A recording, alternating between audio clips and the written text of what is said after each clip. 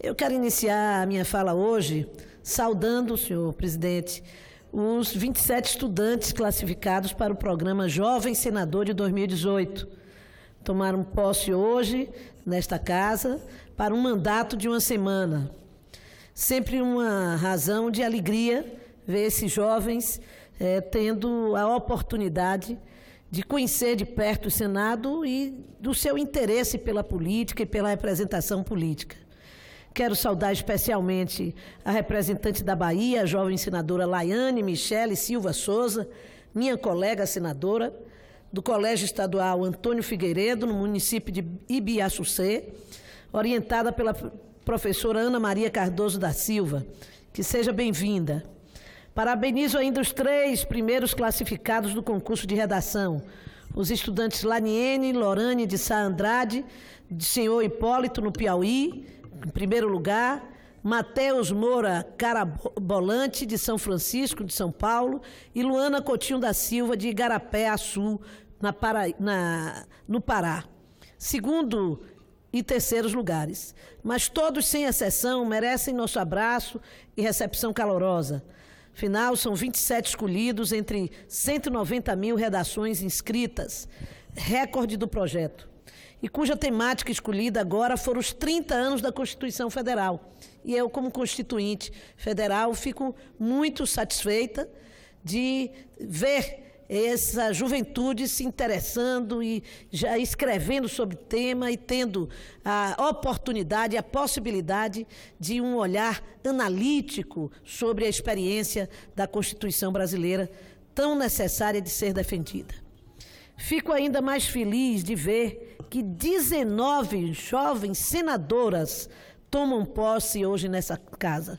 70% das cadeiras de jovens senadores, muito distante da taxa nossa de pouco mais de 10% na vida real, não é? Isso mostra que no futuro, na perspectiva de futuro, nós haveremos de realizar esse sonho de ter uma participação das mulheres destacada nesta casa do ponto de vista da quantidade da presença feminina na Casa Legislativa. E desejo, portanto, todo sucesso, especialmente a essas nossas senadoras aqui presentes. Parabéns à comissão organizadora do projeto, parabenizo também os professores que incentivam os alunos e aos 27 selecionados que passam a conhecer de perto o funcionamento dessa nossa casa. Mas, senhor presidente, eu não posso deixar de, no dia de hoje, representando a Bahia, registrar o Dia da Consciência Negra. E quero começar pelo momento que vivemos. O conflito, a intolerância e a violência que se fizeram presentes como nunca na sociedade brasileira neste ano que ora se finda. A velha tese de que o povo brasileiro é pacífico e ordeiro, tema recorrente nos discursos oficiais que nós tanto vimos desde o período da escola do 2º grau, foi jogado literalmente na lata do lixo. O que se viu foi parte significativa da sociedade brasileira revelando o seu lado mais tenebroso. As redes sociais foram o espaço onde estas tensões e conflitos se protagonizaram. Não importava se o assunto era política, religião, racismo, economia ou comportamento. O elemento que se fazia presente em todos os momentos era a intolerância. A intolerância no falar, no escutar, no pensar e no perceber. Era como se estivesse ocorrendo a expiação pública dos nossos demônios mais ferozes. Por isso mesmo, milhares de pessoas tiveram suas reputações aniquiladas publicamente. O racismo, que no nosso país é um crime inafiançável, segundo a Constituição Federal, acabou virando na boca de alguns mimimi. E a exaltação aos grupos de extermínio, fossem virtuais ou presenciais, passou a ser o must do momento. Os exemplos mais dramáticos e gritantes dessa intolerância foram os assassinatos da vereadora Marielle Franco, no Rio de Janeiro, e do mestre de capoeira Moa do Catendê, na Bahia. O assassinato de Marielle transformou-se num caso internacional, que mobiliza inúmeros organismos internacionais do campo dos direitos humanos, visto que, passado mais de 8 meses, não se avançou nas investigações sobre autoria e mandantes que continuam impunes. Moa do Catendê, além de mestre de capoeira, era um dos grandes produtores da cultura negra baiana. Foi bailarino, cantor e compositor de inúmeros sucessos, gravados inclusive por Caetano Veloso, destacado artista brasileiro e baiano, que lhe prestou uma emocionante homenagem quando da sua morte. Foi também criador do afoxé Badauê, que na década de 80 chegou a desfilar com mais de 10 mil associados no Carnaval da Bahia, no Carnaval de Salvador, e que é um marco da nossa cultura carnavalesca no nosso estado e da resistência cultural dos negros em nosso estado. Peço a Vossa Excelência que me permita terminar o meu pronunciamento. Foi assassinado de maneira covarde, pelas costas, por um dos adeptos da campanha do atual presidente da República eleito.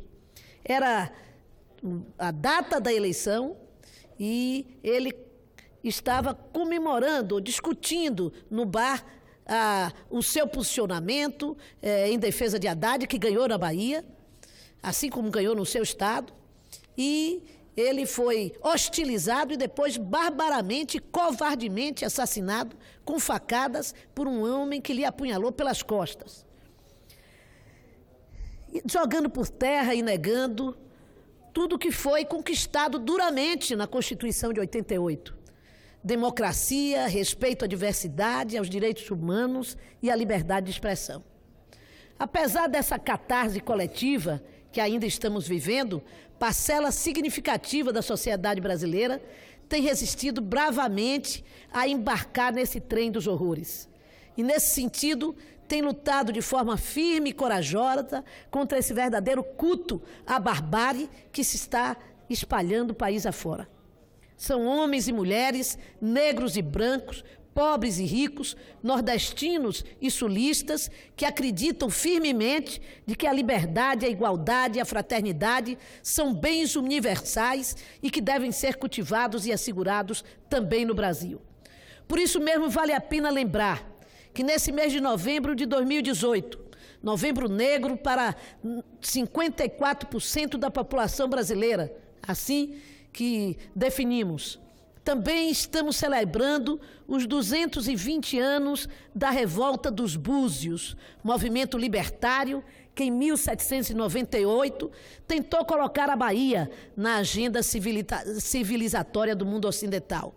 Também conhecida como a Conspiração Baiana, a Revolta dos Alfaiates ou Conjuração Baiana. Foi um movimento inspirado nos ideais da Revolução Francesa e no exemplo vitorioso da revolta do Haiti, que os negros escravizados daquela colônia francesa fizeram por sua independência. Além disso, também teve inspiração na Inconfidência Mineira de 1789 e tinha como seus principais objetivos a abolição da escravatura, a independência de Portugal e a criação da República, além da adoção de salários iguais para todos os trabalhadores de então. Olha que movimento progressista naquele período tão avançado era organizado pelos negros da minha terra. Essa tentativa foi dura e cruel e custou caro para muita gente, particularmente aos escravizados e suas 4 maiores lideranças, que eram negros e estavam à frente desse movimento. Manuel Faustino, Lucas Dantas, João de Deus e Luiz Gonzaga das Virgens, que hoje estão com seus nomes inscritos no livro dos heróis da pátria, segundo a Lei 12.391, de 4 de março de 2011, sancionada pela presidente Dilma Rousseff.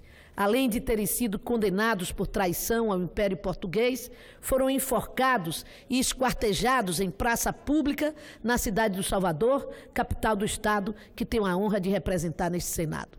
Este exemplo histórico mostra claramente que a brutalidade, a insensatez, a arrogância, o autoritarismo estão presentes em nossa história há muito tempo. Do mesmo modo, ainda há muito tempo, homens e mulheres da Bahia e do Brasil lutam e doam suas vidas para que esses princípios do iluminismo, a liberdade, a igualdade, a fraternidade, também se façam presentes em nossa sociedade.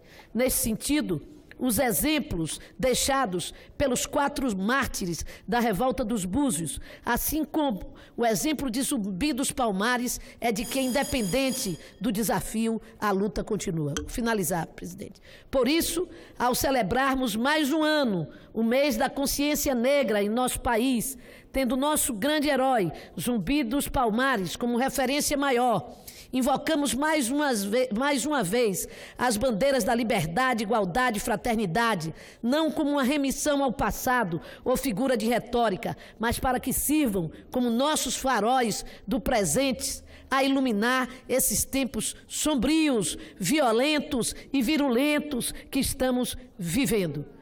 Toca zabumba que a terra é nossa.